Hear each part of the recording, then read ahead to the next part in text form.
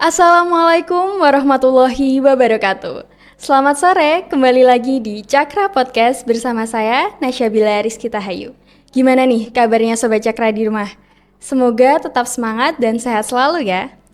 Oke Sobat Cakra, jadi di episode kali ini kita sudah kedatangan bintang tamu yang sangat spesial dan sangat cantik, yaitu Kak Felicia Kristofani Nathan atau kerap disapa dengan Kak Feli, yang sekarang ini sedang menjalani program pembelajaran lapangan dari Universitas Kristen Satya Wacana, yaitu program pendidikan psikologi. Dan juga sebagai salah satu alumni SMA Negeri 1 Magetan tahun 2020. Halo Kak Feli, selamat sore. Halo Nasya, selamat sore. Gimana nih Kak kabarnya hari ini? Baik, kamu gimana kabarnya? Baik Kak. Oke. Kak Feli, boleh dong perkenalan dulu ke Sobat Cakra di rumah biar lebih tahu tentang Kak Feli sebelum kita masuk ke topik pembicaraan hari ini. Oke, selamat sore semuanya. Perkenalkan, nama saya Felicia Kristofani Nathan, sesuai yang sudah disebutkan Nasya tadi. Kalau di sekolah sih biasanya manggilnya Kak Feli ya. Kak Feli ya. Nah, jadi sekarang memang saya sedang menjalani proses pembelajaran lapangan di SMA Negeri 1 Magetan kurang lebih 3 bulan. Begitu ya. Jadi di sini saya membantu ibu guru, bapak ibu guru yang ada di BK karena saya adalah mahasiswi dari Fakultas Psikologi. Oke, berarti kurang lebih sampai bulan April ya Kak? Iya, sampai bulan April. Betul. Oke, nah jadi di episode kali ini ya Kak, kita akan melakukan perbincangan tentang kasih sayang. Oke, momennya pas sekali ya. Benar sekali Kak, karena di bulan Februari ini kan memang ada Hari Kasih Sayang ya. Betul. Oke, ngomongin tentang kasih sayang, gimana sih Kak Feli memaknai tentang kasih sayang ini sendiri? Oke, ini secara pribadi ya. Oke, boleh Kak, silahkan. Oke, kalau misalnya berbicara tentang kasih sayang, memang kalau orang berpikiran bahwa kasih sayang dan cinta itu adalah hal yang sama. Nah, tapi sebenarnya kasih sayang dan cinta itu adalah dua hal yang berbeda, di mana bisa dikatakan bahwa kasih sayang itu merupakan hal yang lebih sederhana. Nah, menurut teorinya Sternberg ya yang saya pelajari begitu, kasih sayang itu merupakan sebuah emosi positif yang dimiliki oleh manusia. Nah, sehingga emosi ini tuh yang dapat istilahnya menaikkan happy kita ya, menaikkan mood kita berkaitan dengan kasih sayang. Jadi, kasih sayang ini merupakan sebuah perasaan yang kita alami, yang kita rasakan secara alami begitu ya. Nah, biasanya kasih sayang itu bersifat lembut ya, hangat, dan juga orang yang kita beri kasih sayang ya, itu biasanya akan merasa bahwa dia itu diperhatikan, dia akan merasa nyaman begitu. Jadi berbeda dengan cinta. Kalau cinta itu kan biasanya lebih kompleks ya, cinta itu lebih ke romantisme, lebih ke gairah. Jadi begitu makna kasih sayang menurut saya. Oke, jadi kasih sayang ini perasaan alami yang datang, yang positif dan kita berikan kepada seseorang agar merasa diperhatikan dengan lembut gitu ya Kak. Betul sekali. Oke. Karena kasih sayang ini kan bisa dalam bentuk apapun ya Kak. Iya, betul banget. Kemudian gimana sih cara kita mengekspresikan kasih sayang tersebut itu dengan tepat kepada si penerima? Oke, kalau misalnya ditanya nih gimana cara mengekspresikan kasih sayang ini dengan tepat ya. Nah, kalau jawaban saya dari apa yang saya pelajari juga, setiap manusia itu kan berbeda ya, betul ya. Baik itu secara fisik dan juga secara karakter atau kepribadiannya. Sehingga cara mengekspresikan kasih sayang setiap orang itu berbeda-beda juga. Ya, anggap aja misalnya nih, kan ada istilah namanya ekstrovert dan introvert. Nah, orang ekstrovert dan orang introvert itu pasti berbeda cara mengekspresikannya, dan kita tidak bisa memaksa orang itu harus begini dan begitu. Karena kembali lagi dari makna yang sudah saya sampaikan bahwa kasih sayang itu merupakan sebuah perasaan ya yang hangat, yang menimbulkan perasaan hangat, nyaman, dan membuat orang itu merasa diperhatikan. Nah, ketika kita memberikan kasih sayang, ya itu tidak bisa untuk dipaksakan. Ya, kita boleh mengekspresikan emosi positif yang kita alami itu tadi, karena beragam ya, cara orang mengekspresikan kan beragam ya. Nah, kita boleh kok mengekspresikan rasa kasih sayang kita itu kepada orang lain secara bebas, sesuai dengan apa yang kita alami atau yang kita rasakan. Tapi kembali lagi, kita harus mengingat bahwa rasa kasih sayang yang kita berikan itu harus juga mempertimbangkan apakah orang tersebut itu bisa menerima dengan baik. Gitu, karena kadang kan seperti ini, misalnya saya kasih ke Nasya Indonesia bunga warna merah. Iya. Nah, belum tentu saya kasih ke orang lain bunga warna merah itu adalah sesuatu yang baik. Oh iya, Istilahnya betul, seperti betul. itu. Jadi kita harus bisa menyesuaikan. Menyesuaikan. Iya, jadi kita ya memang kita mengasihi atau kita menyayangi orang tersebut. Tapi kembali lagi kita juga harus mengerti orang itu seperti apa. Dengan begitu mereka akan merasa diperhatikan, ada rasa nyaman, ada rasa oh ternyata saya diperhatikan oleh orang ini begitu. Gitu ya Kak. Jadi Iya. kasih sayang ini tuh bisa juga lebih ke perasaan mengerti Iya, betul. kepada si penerima Iya. agar beliau merasa diperhatikan. Iya, betul sekali. Dengan lembut, dengan merasa apa ya Kak, kayak ternotis gitu. Iya, betul. Oke. Betul banget. Tapi jika kasih sayang tersebut terekspresikan antara orang tua dan anak, nih, kita bahasnya tentang orang tua dan anak nih Oke. Kak. Bagaimana jika cara orang tua mengekspresikan kasih sayang tersebut itu salah atau mungkin kurang diterima baik oleh si anak sehingga bentuk kasih sayang tersebut itu malah membatasi si anak? Oke. Karena kan banyak ya Kak contohnya dalam kehidupan kita ini. Nah, pendapat Kak Feli itu gimana? Oke, nah ini kalau ini memang sering terjadi ya bahwa orang tua itu kadang nggak menyadari akan hal ini. Jadi dan memang bentuk kasih sayang orang tua itu kan berbeda. Ini juga berkaitan dengan bagaimana pola asuh orang tua yang diberikan kepada anak. Nah, pola asuh yang diberikan orang tua itu umumnya itu ada tiga jenis. Yang pertama itu ada tentang otoriter. Yang kedua adalah otoritatif, yang ketiga adalah permisif. Nah, otoriter dan permisif ini condong kepada hal yang kurang baik begitu. Gitu. Kalau otoriter itu kan lebih banyak menuntut ya daripada dia mengerti anaknya seperti apa. Sedangkan kalau permisif itu kebalikannya. Jadi orang tua ini lebih banyak memberi kepada anaknya tanpa memberi batasan-batasan yang jelas. Nah, sedangkan kalau otoritatif itu berada di tengah. Dia proporsinya seimbang antara tuntutan yang diberi dan juga perhatian yang diberi kepada anak. Nah, seringkali orang tua itu tidak sadar ya, tidak sadar nih. Seringkali ya pengennya sih mengerti anaknya ya, tapi apa yang diucapkan itu ternyata kurang tepat begitu. Nah, ambil kasus misalnya anak SMA nih ya kan hari-hari ini ya itu kan sedang yang hektik lah ya tentang anggap aja eligible begitu ya. Nah, kan ada beberapa anak yang tidak mendapat kesempatan nih untuk masuk ke kuota eligible. Nah, itu kan pasti mereka akan merasa sedih, merasa aku gagal atau mungkin merasa kecewa kenapa aku tidak bisa, merasa ingin meluapkan emosi-emosi negatif itu tadi. Nah, tetapi ketika dia sampai di rumah, nah bentuk perhatian dari orang tuanya ternyata ini kurang tepat ya. Nah, biasanya orang tua itu yang kurang peduli itu biasanya pasti mengatakan atau mungkin kita juga pernah mengatakan ke teman kita itu begini, masa gitu aja sedih, nggak perlulah sedih-sedih ya, nggak usahlah kamu cengeng-cengeng ya, kamu nggak usahlah terlalu stres dan sebagainya. Kita niatnya menghibur mungkin ya.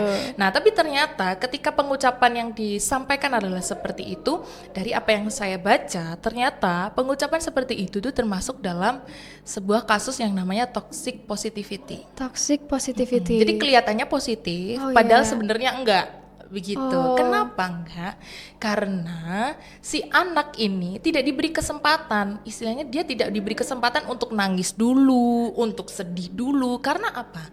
Manusia itu perlu loh untuk mengekspresikan emosinya. Betul. Baik itu emosi negatif atau positif. Jadi tidak apa-apa, biarkan anak itu nangis dulu lah, biar dia merasa lega dulu lah. Baru setelah itu kita kasih pengertian, kita kasih semangat, seperti itu. Nah, itu juga seringkali orang tua itu kurang menyadari itu ya. Itu. Dan kita pun juga sama sebenarnya ke teman kita atau mungkin ke kakak atau adik kita seperti itu. Jadi ya tapi nggak semua. Ada juga orang tua yang bisa mengerti anaknya, yang memberi kesempatan anaknya untuk berekspresi, istilahnya seperti itu sebagai bentuk kasih sayangnya kepada anaknya. Begitu. Jadi sangat sebenarnya setiap orang itu memiliki bentuk yang berbeda-beda dalam mengekspresikan kasih sayang. Betul ya Kak. sekali. Tinggal bagaimana si penerima ini memaknai hal tersebut sebenarnya. Betul. Dan balik lagi aku jadi ingat dengan kata Kak Feli tadi, ini tuh tentang mengerti ya. Iya, harus mengerti tentang keadaan dari si penerima tersebut. Betul banget. Oke, jadi nih, apa saat kita menyayangi seseorang, itu kita berarti memperbolehkan segala hal, padahal belum tentu membawa dampak positif. Tapi karena kita sayang, jadi kita merasa apapun itu harus diperbolehkan, Kak. Oke. Gimana nih? Oke, kalau ini ya, menurut saya itu kurang tepat ya, kurang benar. Karena gini, ketika kita mengasihi seseorang atau menyayangi seseorang, kita pasti pengen mereka mendapat yang terbaik, ya Iya, kan? betul. Nah, tapi seringkali kan dalam mengambil keputusan atau mengambil langkah, orang tersebut kan mengambil langkahnya kadang kurang benar, begitu namanya Iya, manusia kan. betul. Nah, peran kasih sayang tuh di sini, dimana kita tuh bisa mengingatkan ya, oh ini jangan begini, jangan begitu gitu. Nah, kita boleh misalnya mengiyakan, oh kamu mau ini, kamu itu, oke aku kasih, aku bolehkan. Nah, tapi tetap ada batasannya, tidak boleh selalu memperbolehkan. Istilahnya sama saja, kita itu mengizinkan anak kecil itu terus berjalan menuju jurang. Sama saja, kita menjerumuskan kepada hal yang tidak baik. Apabila kita terus memperbolehkan, sebenarnya kan kita tidak peduli. Bener Iya, tidak? iya, Ya benar, kalau misalnya dalam hubungan pacaran, anggap aja gitu ya, Oke. kan relation ya. Nah dalam hubungan pacaran misalnya, pacarnya mau gini, mau gitu, aku mau shopping ini, mau shopping itu, ya si cowoknya nggak peduli, ya udah boleh-boleh aja. Nah terus akhirnya lama-lama si cewek ini nggak punya uangnya habis padahal untuk biaya ini dan itu. Ya akhirnya kan menjadi masalah. Iya, betul. Kalau namanya sayang, itu tuh pasti peduli. Namanya kasih sayang, dia akan memikirkan ke depannya dia akan seperti apa ketika mengambil keputusan ini, dampaknya apa. Jadi itu pasti dipikirkan. Nah, makanya menurut saya ya, kasih sayang kalau misalnya memperbolehkan segala sesuatunya, istilah memanjakan, itu tidak mendidik ya, tidak mendewasakan. Jadi alangkah lebih baiknya ya tetap ada mempertahankan batasan-batasan itu tadi. Batasan gitu. ya. Jadi Iya. bagaimana kita itu bisa memperdulikan si penerima tentang dampak kelanjutannya Iya betul. dari apa yang dia inginkan gitu Iya ya. benar sekali. Jadi begitu. mengerti sih. Iya, Kembali ya lagi harus ya. mengerti kan? Tetap Iya, mengerti ya. dasarnya nomor adalah satu. itu. Dasarnya adalah mengerti ya. Iya. Oke, tadi kan kita membahas tentang memperbolehkan. Lalu bagaimana jika sebaliknya, Kak? Kita melarang segala hal dengan dasar karena kita sayang. Misalnya gini kayak, Oke. kamu nggak boleh gini karena kan aku sayang kamu. Oke. Aku ingin kamu selamat gitu. Nah, kayak gitu gimana, Kak? Nah kalau itu, itu sepertinya banyak ya kasus yang seperti itu ya. Baik itu dalam keluarga maupun dalam hubungan berpacaran, itu pasti banyak yang seperti itu. Berkedok ingin menyelamatkan Betul. ya. Padahal itu tidak ya, itu salah ya. Itu kalau menurut saya, itu beda tipis dengan namanya obsesi. Apalagi dalam suatu hubungan pacaran begitu. Tapi kalau dalam keluarga itu juga kurang baik karena itu masuknya dalam itu tadi pola asuh yang otoriter. Oh, Gimana orang tua kan selalu menuntut tanpa kembali lagi mengerti anaknya iya. seperti apa. Nah, jadi tidak bisa karena itu tadi setiap manusia kan berbeda-beda. Meskipun kita punya orang tua yang begini dan begitu, tapi belum tentu kita sama dengan orang tua kita. Apa kemampuan kita, apa bakat kita itu belum tentu sama. Oleh karena itu tidak bisa ketika kita memaksakan orang harus begini, orang harus begitu, itu tidak bisa. Karena jalan hidup setiap orang itu berbeda-beda. Nah, ketika kita dibatasi, kita akhirnya tidak bisa mengembangkan diri. Potensi-potensi positif yang kita miliki itu tidak akan maksimal. Istilahnya tidak akan bertumbuh.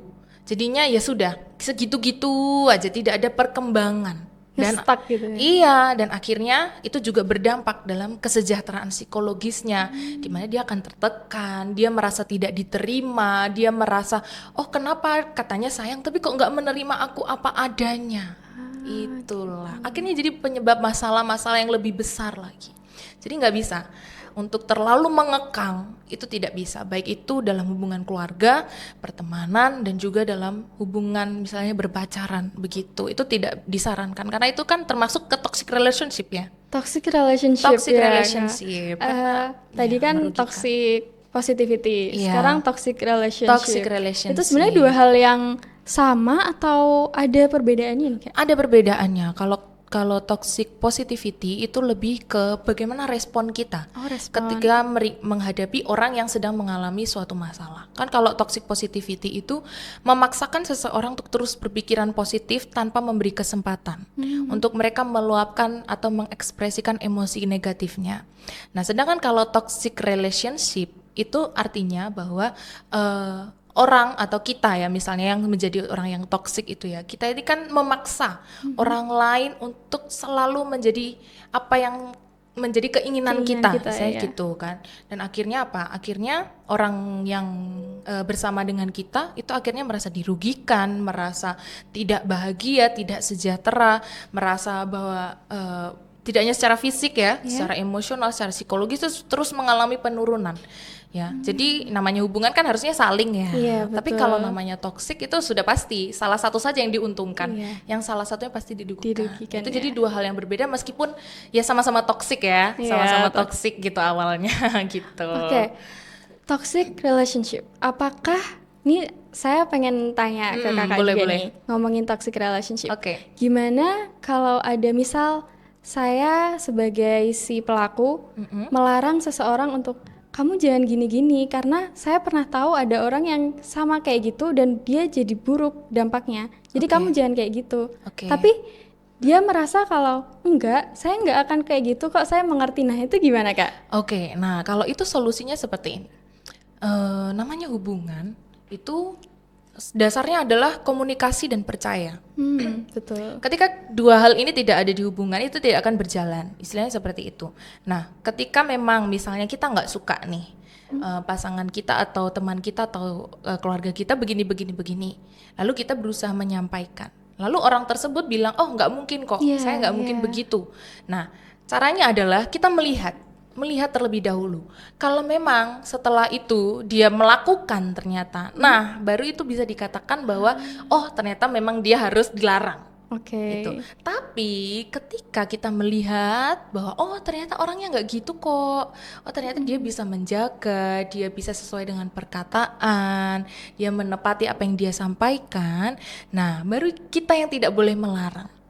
Karena apa? Dalam hubungan kalau kita memaksa itu tidak bisa. Ya, kita harus mengkomunikasikan terlebih dahulu. Dia maunya seperti apa, saya berpikirnya seperti ini, lalu baru menemukan jalan tengah. Itu baru namanya kasih sayang. Gitu. Jadi dua arah ya, Kak? Iya, nggak Ko- bisa kita Oke. memaksa. Komunikasi dan saling mengerti itu Iya, memang seperti betul. pondasi ya Iya, dalam kasih betul sayang sekali. ini.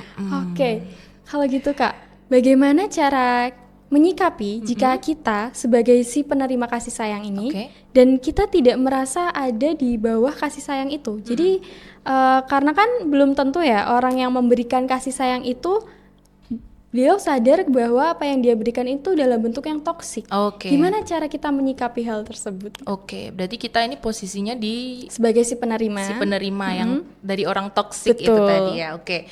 Nah, biasanya memang orang yang menyadari bahwa dia berada dalam lingkungan yang toksik, itu tuh akan kesulitan untuk keluar. Karena apa? Karena dia itu tidak punya keberanian yang kuat untuk keluar dari zona itu. Nah, saya pernah ya ketika saya kuliah, saya pernah mendapatkan sebuah cerita dari dosen saya Ya. yang mengatakan bahwa ada seorang perempuan yang dia itu sudah jelas itu sudah berada dalam hubungan yang toksik ya, apalagi sampai melakukan kekerasan. Padahal itu masih dalam tahap pacaran. Nah, ketika ditanya kenapa kamu masih bertahan di tempat itu, di lingkungan itu, dia menjawab bahwa saya takut jika saya keluar dari lingkungan ini tidak ada orang yang mau menerima saya. Oh, iya. Jadi kebanyakan orang ya yang berada dalam lingkungan yang toksik itu merasa bahwa di luar itu sudah tidak ada orang yang mau menerima dia lagi. Jadi dia merasa tidak percaya diri, istilahnya seperti itu untuk keluar. Kan dia merasa ya sudah karena dia menerima saya ya sudah dia mau ngapain aja saya terima. Jadi dia seperti itu. Nah, padahal yang harus diubah adalah tentang mindsetnya, pola pikirnya.